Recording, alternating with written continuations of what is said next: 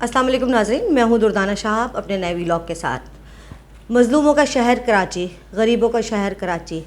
कराची जिसको सबकी माँ कहा जाता है, जिसके आगोश में पूरे मुल्क से लोग आकर पनाह ले लेते हैं, जिसके आगोश में आने के बाद लोगों को रोज़गार भी मिलता है, खाना भी मिलता है और फिर उसके बाद लोगों की माली इमदाद भी मिलती है। वो शहर कराची आज लावारिस हो चुका है। इस वक्त कराची में एक क्राइम की जो शरह है वो तकरीबन 6.5 बन चुकी है, और जिसमें डकैती, रॉबरी, टारगेट किलिंग्स, मर्डर्स और ये सारी चीज़ें शामिल हैं।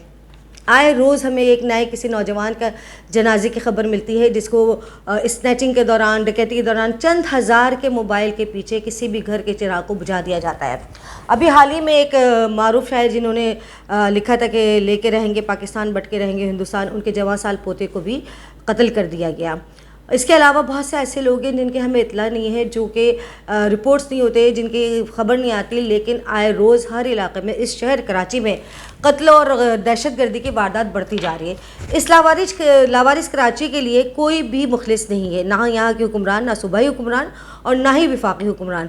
आप पंजाब शहर में देख लीजिए कि लॉ एंड ऑर्डर की सिचुएशन इतनी अच्छी है कि वहाँ पर अगर कोई वारदात होती है तो इमीडिएटली एक्शन होता है और मुलजिमान को गिरफ्तार कर लिया जाता है। यहाँ पर CCTV कैमरों में उनकी फुटेज भी आ रही है, लोग लूटे जा रहे हैं, लोग कत्ल हो रहे हैं, घर के दरवाजे तक आपके महफूज नहीं है। अभी हाल ही में एक वीडियो आई है कि एक साहब अपने घर के इफ्तार का सामान लेकर अपने घर के दरवाजे पे पहुंचे थे, उनसे इफ्तार का सामान ज़मीन पर रखा, उन डाकुओं ने उनसे तमाम चीज़ें, मोबाइल, पर्स और मोटरसाइकिल छीन कर चले गए। एक आम आदमी के लिए, जो मुतवस्सित तबके का आदमी है, उसके लिए मोटरसाइकिल ख़रीदना वो अपनी सहूलत के लिए जिस तरह से ख़रीदता है वो वही जानता है।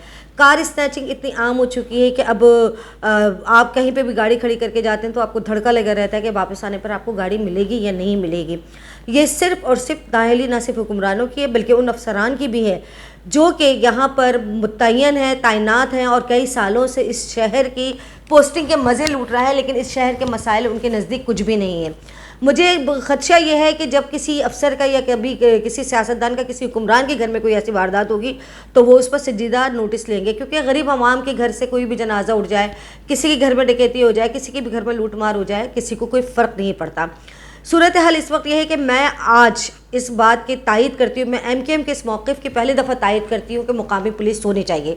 मुकामी पुलिस का मकसद ये है कि अगर कोई SHO गुलशन इकबाल में तैनात है तो उसको पता है कि नॉर्थ नाज़िमाबाद में उसकी अपनी फैमिली रह रही है, वो कोशिश करके कि गुलशन इकबाल में कोई ऐसी चीज़ ना हो जो नॉर्थ नाज़िमाबाद में उसकी फैमिली पर असरअंदाज हो। मतलब ये है कि मुकामी पुलिस का फ़ायदा सिर्फ मुझे इस वक्त ये नज़र आ रहा है कि मुकामी पुलिस होने की वजह से लोगों में लोग एक दूसरे को जानते हैं, पहचानते हैं, और इसकी वजह से जो अफसरान यहाँ पर लोकल अफसरान तैनात होंगे तो वो अपनी ड्यूटी को बखैर खूबी अंजाम दे सकेंगे।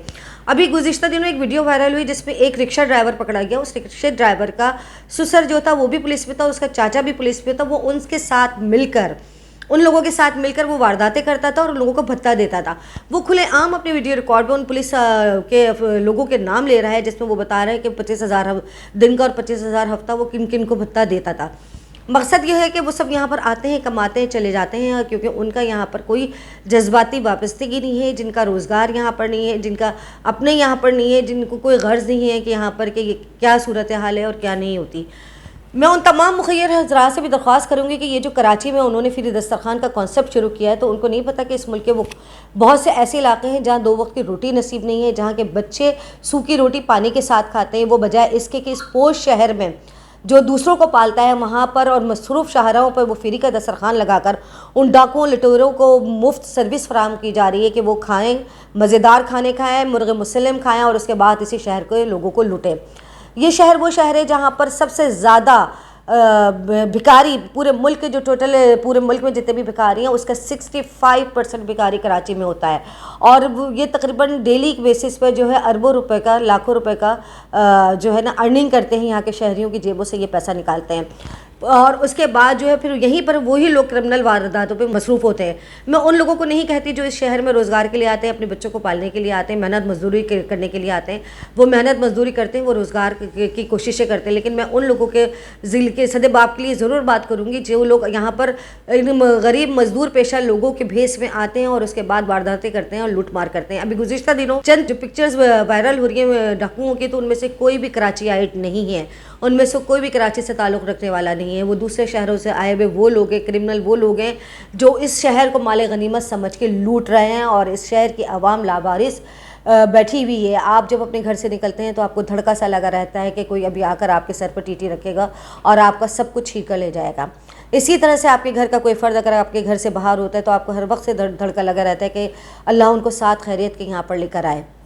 سمجھ میں یہ نہیں آتا کہ وفاقی اور صوبائی حکومتوں کو اس شہر میں امن و امان کی صورتحال نظر کیوں نہیں آتی.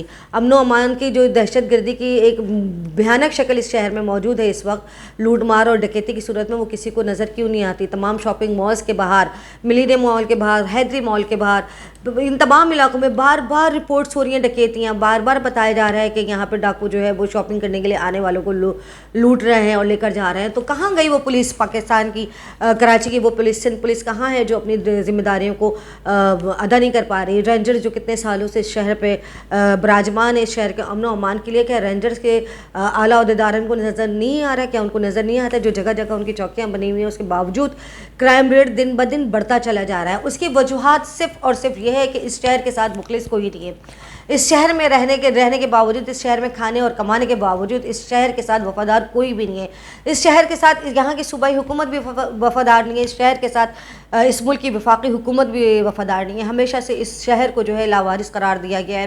ہمیشہ سے اس شہر کے لیے جو بھی کام کیا ہے اس شہر کے لوگوں نے کیا ہے. اس ملک میں کوئی بھی ناگہانی آفات آتی ہے, چاہے سیلاب کی صورت میں ہو, چاہے زلزلے کی صورت میں, کراچی کی عوام واحد عوام ہوتی ہے کہ جو سب سے زیادہ ڈونیٹ کرتی ہے اور سب سے زیادہ ایکٹیولی پارٹیسپیٹ کرتی ہے لوگوں کو ریلیف دینے کے لیے. لیکن کراچی کے عوام کے نصیب میں ان تمام تر چیزوں کے باوجود, ان تمام تر باتوں کے باوجود کراچی کے عوام کے نصیب میں صرف اور صرف لٹنا اور اپنے نوجوانوں کے لاشیں اٹھانا رہ گیا ہے.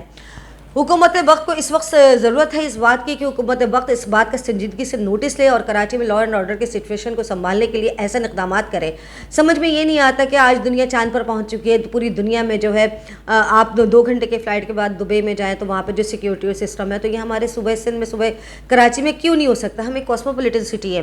یہ شہر سب کو کما کر کھلانے والا شہر ہے. اس شہر کا ریونیو 70% اس ملک کو چلاتا ہے جو اس شہر سے ریونیو ملتا ہے. لگتا تو یہ ہے کہ ڈیلیبریٹلی اس شہر کو تباہ اور برباد کرنے کی سازش کی جا رہی ہے. پہلے یہاں سے صنعتیں منتقل کی گئی اور اس کے بعد اب یہاں پر جرائم کی شرح اتنی زیادہ بڑھا دی گئی ہے کہ آہستہ آہستہ کراچی کے لوگ جو ہے یہاں سے موو ہونے کی سوچ رہے ہیں. جو صاحب حیثیت ہیں تو وہ یہاں سے چلے جائے, دوسرے ملک چلے آتے ہیں, لیکن جو غریب ہے وہ بیچارے یہیں رہتے ہیں. سب سے اہم بات یہ ہے کہ کراچی کے گرد و نواح میں جتنی بھی کچی بستیاں اور آبادیاں ہیں ان کا کوئی ڈیٹا حکومت کے پاس موجود نہیں ہے. ان کا کوئی ریکارڈ حکومت کے پاس موجود نہیں ہے کہ وہاں پر رہنے والے کون لوگ ہیں, کہاں سے آئے ہیں اور کس طرح سے رہ رہے ہیں. کیونکہ وہ لوگ آتے ہیں, وارداتیں کرتے ہیں, شہر کے مختلف سڑکوں پہ وارداتیں کرتے ہیں اور اس کچی آبادیوں کے مضافاتی علاقوں میں جا کر گم ہو جاتے ہیں. کیا حکومت کو یہ نظر نہیں آتا؟ کیا حکومت کو یہ معلوم نہیں ہے؟ کیا ان پولیس افسران کو جو یہاں پر اعلیٰ عہدوں پر براجمان ہیں کیا ان کو یہ نظر نہیں آتا کہ اس وقت کراچی میں کہ اس کرائم ریٹ کی وجہ ہے کیا ہے؟ صرف بے روزگاری نہیں ہے. صرف اگر ہم یہ الزام دے دیتے کہ صرف بے روزگاری کی وجہ سے کرائم ریٹ بڑھ رہا ہے, بے روزگاری اس کی ایک وجہ ہے, لیکن آسان آمدنی کا جو ذریعہ بن چکا ہے اس وقت وہ لوٹ مار کا ہے. کیونکہ آج کل کم سے کم بھی موبائل 20 سے 25 ہزار کا جو وہ اگر لوٹتے ہیں اور بیچتے ہیں تو 10-15 ہزار میں تو بک ہی جاتا ہے. اگر انہوں نے 2-3 موبائل ایک دن میں اسنیچ کر لیے تو 40-50 ہزار روپے کی آمدنی ان کو ایک دن میں ہو جاتی ہے. تو ان ڈاکوؤں کو تو یہ, ان کرمنلز کو تو یہ بہت ایزی ارننگ لگ رہی ہے, کیونکہ انسان اب اتنا خوفزدہ ہو چکا ہے کہ اس کے وہ صرف دکھاتے ہی ہیں ٹی تو وہ اپنا سارا سامان ان کے ہاتھ میں رکھ دیتا ہے. سوال یہ پیدا ہوتا ہے کہ یہ جو موبائل چھینے جاتے ہیں, جو بکتے ہیں, جہاں بکتے ہیں تو وہاں پر کریک ڈاؤن کیوں نہیں ہوتا؟ ان مارکیٹس میں کریک ڈاؤنس کیوں نہیں ہوتا؟ ان شاپ کیپرز کو پکڑا کیوں نہیں جاتا ہے جو ان موبائلز کو خریدتے ہیں اور پھر اس کے بعد بیچتے ہیں؟ سوال یہ پیدا ہوتا ہے کہ ان کچی آبادیوں میں جہاں پر بھکاری کے نام پر اور غربت کے نام پر لوگ آ کر بسے ہوئے شہر کراچی میں, جہاں سے کرمنلز کی پیداوار ہوتی ہے, ان کچی آبادیوں کے خلاف کریک ڈاؤنس کیوں نہیں ہوتا؟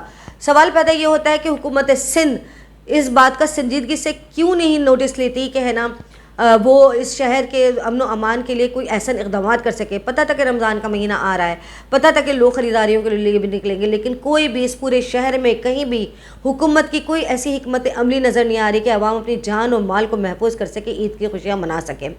اب ایسا لگتا ہے کہ کراچی کے عوام کو خود سے اٹھنا پڑے گا، اپنے نہ صرف اپنے حق کے لیے، اپنے تحفظ کے لیے اور اپنے بچوں کے تحفظ کے لیے اور اپنے مستقبل کے تحفظ کے لیے اس وقت ضرورت پڑے گی کہ کراچی کا وہ لوگ جو اس شہر میں کسی بھی مشکل حالات میں، اس ملک میں کسی بھی مشکل حالات میں یکجا ہو کر مدد کرتے ہیں، وہ لوگ دوبارہ سے کھڑے ہوں اس شہر کو پرامن بنانے کے لیے اور اس شہر کو پرسکون بنانے کے لیے۔ اجازت دیجیے مجھے، اللہ حافظ۔